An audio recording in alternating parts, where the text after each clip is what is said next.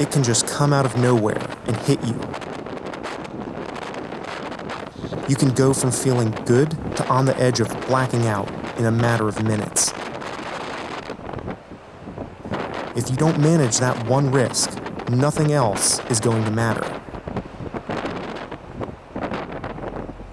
Like the mountains, type 1 diabetes doesn't care. It's always teaching you lessons.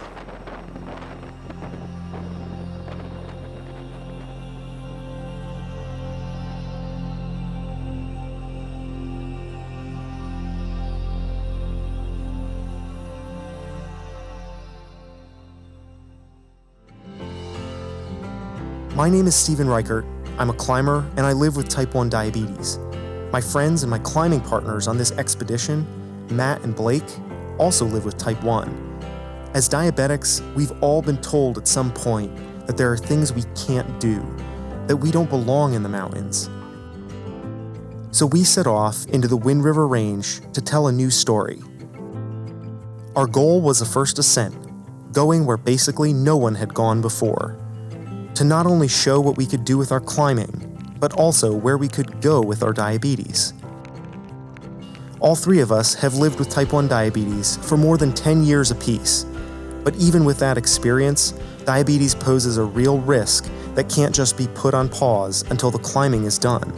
It can be dangerous, unpredictable.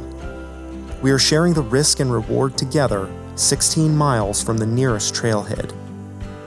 After 2 days of shuttling gear, we set up camp beneath the massive, looming walls of Titcomb Basin.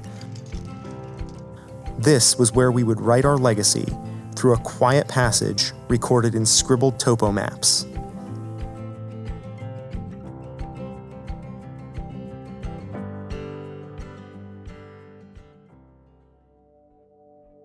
The first day we were in base camp, Matt and I were staring up at the walls with the binoculars, and we both kind of saw this nice, clean-looking dihedral.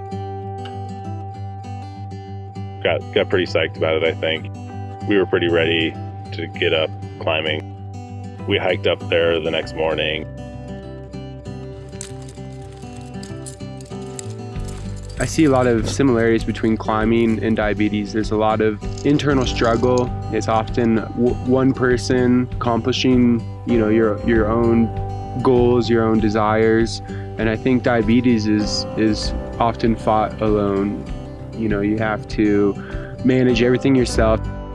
And it's the same as climbing. If you want to accomplish something, you have to push and strive, and it comes with a lot of hard work.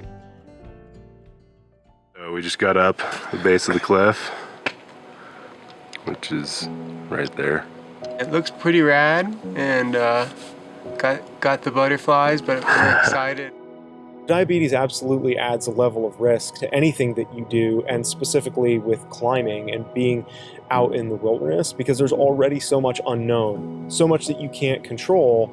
And what most people don't realize is that diabetes is actually immediately dangerous. It's so easy to disrupt the balance of what's going on in your body. If your blood sugar drops and you don't have food, you'll be unconscious in a fairly short period of time, and then beyond that, within several hours, it's likely that you'll be dead.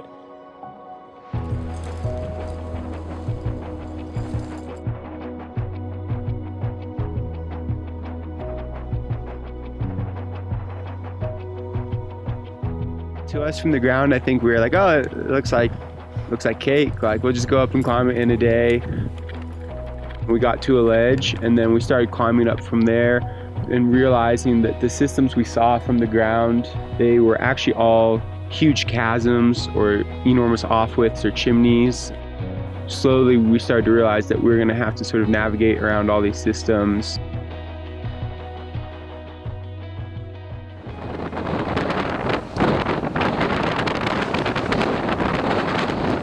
So we are about 5 pitches up on our first ascent on the north side of Fremont Peak, and it's really kicking our ass, a bit demoralizing. The climbing has been fun up to here, it's just taken a really long time, and up higher it's just getting weirder and weirder. I think we have decided to bail from pitch 5. It's a long ways down, but we're gonna take our time doing it.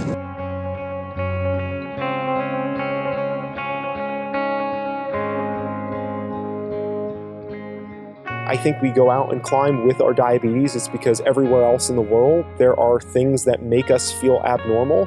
And when you're climbing, there's no discussion of that. There's just up or down. That's it. People with type 1 diabetes live with it every day. We're testing our blood sugars, we're injecting, we're constantly giving ourselves insulin to survive. You know, it's a hardship that people with type 1 diabetes have to face. You can still push yourself, I think, even if you have diabetes. For me, that's something that I've kind of always really been passionate about, is that I really don't want it to limit me and what I can do. There's times when, you know, you feel like shit and you don't want to do anything, and you sort of have to push past that. You got to push past high blood sugars, low blood sugars, being depressed because you have diabetes. But I think type 1 diabetes isn't a controlling factor in our lives. It's a nuisance, it's a hindrance, it's a disease that's hard to work with sometimes, but it doesn't prevent us from getting out and experience life and living it to its fullest.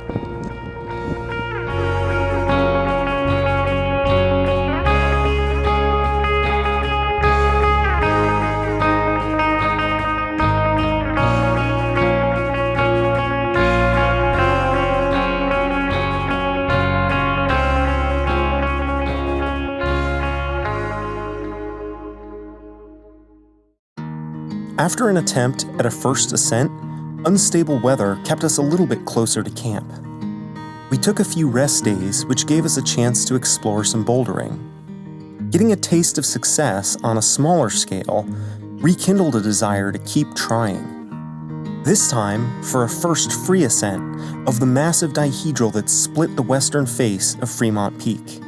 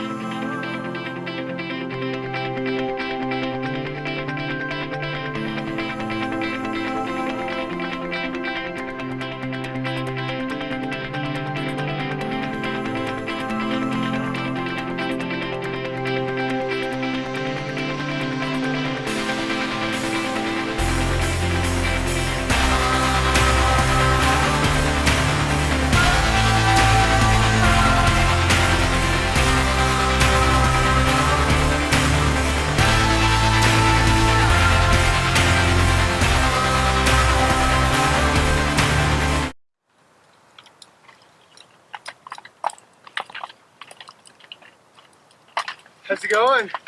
That's what I was gonna ask you guys. Good. First free ascent.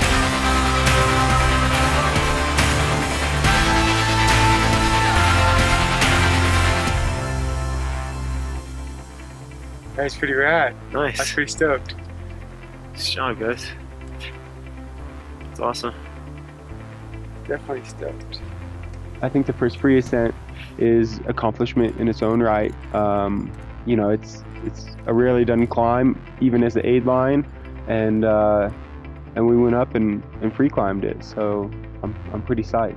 I think we were both pretty excited to succeed with a goal that we had kind of set for ourselves in camp after being a little doubted by our first attempt to put up a route. We left the Wind River Range with a first free ascent, an accomplishment of scant importance in the world of climbing. However, to us, it was the backbone of a larger story. Sometimes I think our disease inspires us to get out and push the envelope. And I hope that what people take away from this is that they can be inspired by us to face challenges in front of them, to go do what they want to do. go explore a little bit, see what's really possible for yourself. Don't let yourself be kind of confined by diabetes.